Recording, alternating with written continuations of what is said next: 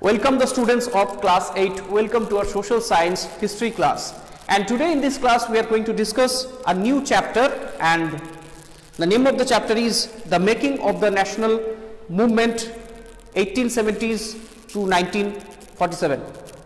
So from this chapter we will learn that how did the idea of nationalism emerged and all the movements occurred to free India from the grip of British colonizers. So previously we have seen some events in this book also, that the British conquest of territories and takeover of kingdoms in first two chapters, in 2 and 3 chapters, and the introduction of new laws and administrative institutions, the changes in the lives of peasants and tribals, the educational changes in the 19th century, that debates regarding the condition of women, the challenges to the caste system, social and religious reform, and the revolt of 1857 and its aftermath, and the decline of crafts and growth of industries in India. So all these things occurred in the first half of 19th century, and some of these also occurred in the second half of 18th century. Now, on this basis of what you have read about these issues, do you think that Indians were disappointed with the British rule? If so, how were different groups and classes dissatisfied? Now, our today's first subunit will disclose all these answers, that is the emergence of nationalism. It is in page number 142 of your chapter number 11 in old NCERT book. And those students have new NCERT book, they can also open chapter number 10. So let's begin our new subunit. That one question arose in the mind of the common people at the time, when the concept of nationalism was not developed. The word nationalism actually came from the word nation, but at the time the concept of nation was not enlist in the first half of the 19th century among the common masses. But through various events and developments, a question gradually arisen in the mind of the people, that is, what is the country of India and for whom it is? It is a burning question in the mind of Indians, and the answer also gradually emerged in the second half of 19th century, that India was the people of India.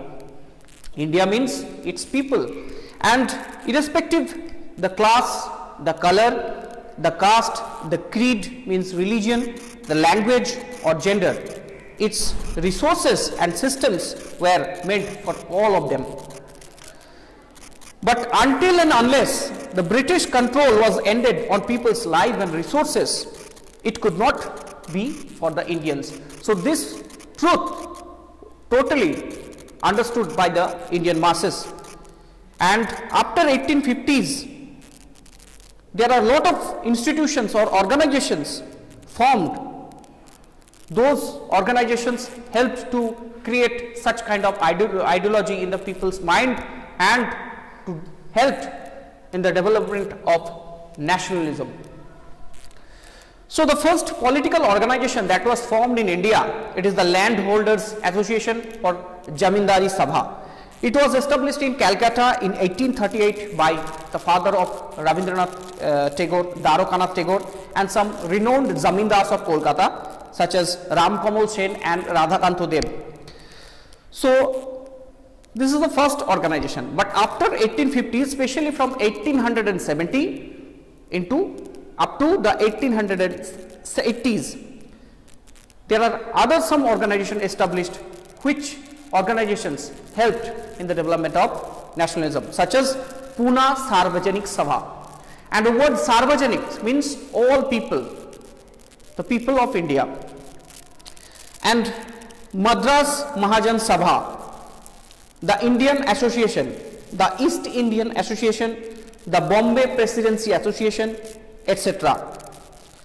So all these institutions established by some learned or English educated middle class people, especially the lawyers.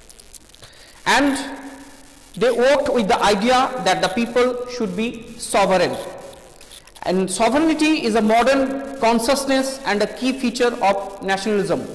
And what is the meaning of this word?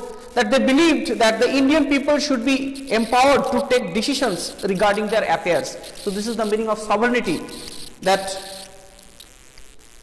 the one people should take all the decision for themselves without any intervention of any outside force. So what happened next? Many of these associations, there are some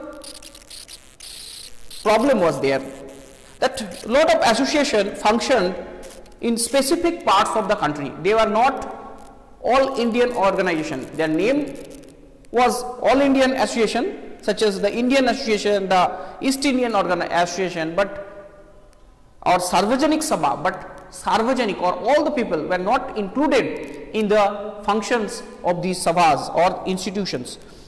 And what was their goal? So this institution's goal were stated as a goal of the people, not any one region, and they worked with the idea that people should be sovereign. Okay, students? Now what happened? How did this type of organization united the people against some common problem and against some common act that was too much suppressive against the Indians? So the first one, the dissatisfaction with British rule intensified in the 1870s and 1880s with several acts that was passed by the British government, such as the Arms Act of 1878.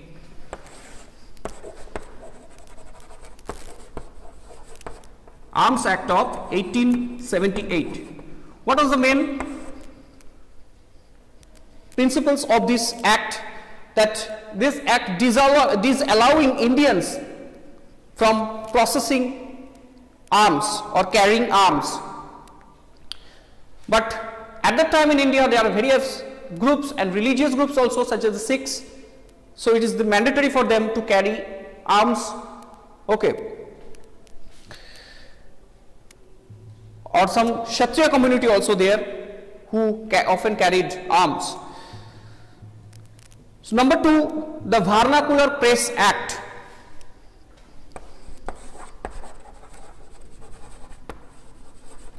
The Vernacular Press Act. What is Vernacular Press Act?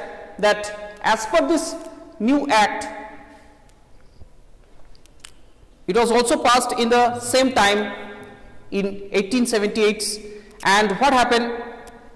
That as per this new act allowed the government to confiscate all the assets of any newspaper, including their printing presses, if they published anything objectionable against the government.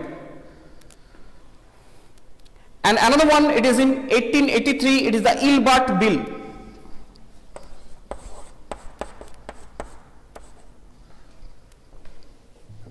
So it is actually the opposition